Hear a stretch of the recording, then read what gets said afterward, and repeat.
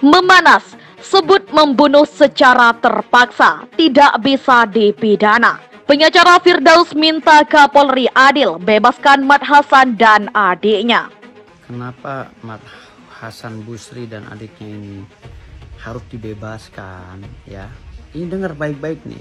Pasal 49 KUHP ya ayat 2 itu sudah menjelaskan setiap orang membela dirinya secara terpaksa. Ayat 1 pun ada menjelaskan bahwa ketika diserang kehormatannya, kesusilaan dan lain-lain. 49 KUHP itu coba maknai. Ini membela diri dengan terpaksa.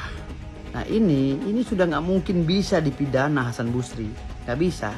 Apapun dalilnya tidak bisa dan harus dibebaskan karena perintah undang-undang harus dilaksanakan. Kalau mengacu pada pasal 184 KUHP ya, ayat 2 tentang keributan atau terjadinya pergulatan atau pergumulan, itu ancamannya hanya 1 tahun sekian kok. Nggak bisa dipidana juga, nggak bisa ditahan juga.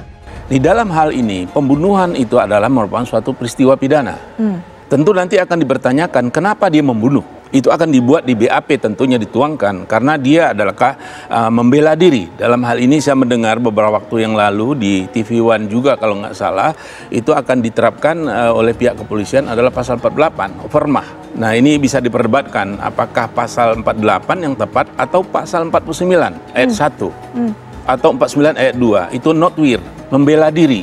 Ini ada landasan-landasan penghapus pidana sebenarnya. Walaupun itu ada peristiwa pidana, ada hal yang bisa menghapuskan pidana. Di dalam KUHP kita ada pasal 44, kemudian 49 ayat 1 ayat 2 itu adalah notwir, 50 perintah undang-undang, 51 itu perintah atasan. Nah ini memang, lantas bagaimana kita? Tidak ada masalah, kalau memang harus ada kita membela diri, ada hal yang kayak begitu, ya lakukanlah. Itu orang melakukan kejahatan, dia tidak bisa dipidana. Inilah yang dikatakan dasar penghapus pidana. Mesti dibebaskan, tetapi tinggal nanti pembuktiannya apa betul dia ini terpaksa. Tapi kalau orang membela diri seperti itu, melindungi hartanya, melindungi jiwanya, itu tidak boleh dihukum. Tapi nanti kita lihat ya, kita lihat seperti apa sebenarnya kasus itu terjadi. Hasan Busri alias Hasan Tanjung kini mendekam di penjara setelah ditangkap polisi usai terlibat dalam carok di Bangkalan yang menewaskan 4 korban. Sosok kakak pelaku bernama Abdul Rahman belum lama ini mengungkap kondisi keluarga adiknya setelah Hasan Busri dibuai. Menurut Abdul Rahman, kondisi istri Hasan Busri cukup memprihatinkan karena ditinggal saat anak-anak masih kecil.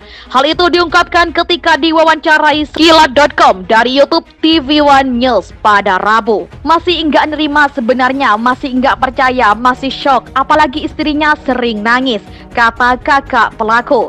Dia tulang punggung, anaknya kecil-kecil, sambungnya. Sebelum itu, Abdul Rahman juga menggambarkan kondisi ibu dan istri Hasan setelah tahu kejadian mengerikan di malam itu.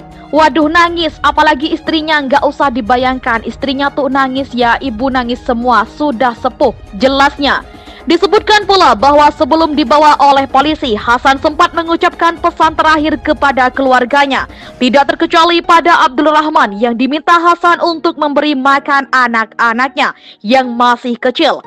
Bukan hanya itu, Hasan juga meminta agar anak-anaknya diajari mengaji dan selalu menjaganya. Diketahui sebenarnya Hasan dan korbannya yang bernama Mat Tanjar memiliki hubungan yang cukup baik. Bahkan, Abdul Rahman sendiri mengakui bahwa Mat Tanjar adalah temannya yang kerap bertegur sapa. Namun karena ada sesuatu, keduanya terlibat dalam pertikaian yang berujung pada pertaruhan nyawa. Kini, Polres Bangkalan telah menjatuhi pasal pembunuhan berencana kepada kakak beradik pelaku carok tersebut.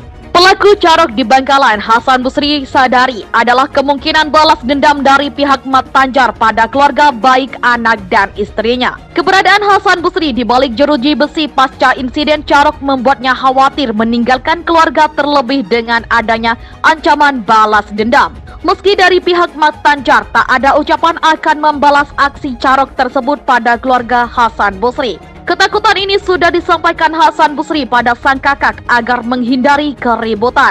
Pesan tersebut seperti dikutip Kilat.com dari YouTube wawancara Wardi dan kakaknya. Sama abang saya, hati-hati, suruh menghindar. ucap Hasan Busri menyampaikan. Mat Tanjar disebut sebagai pihak lawan yang dikhawatirkan akan melakukan serangan balik atau balas dendam. Salah satu sosok yang ditetapkan sebagai tersangka Carok Madura ini meminta untuk cari tempat yang aman. Takut ada serangan dari pihak lawan.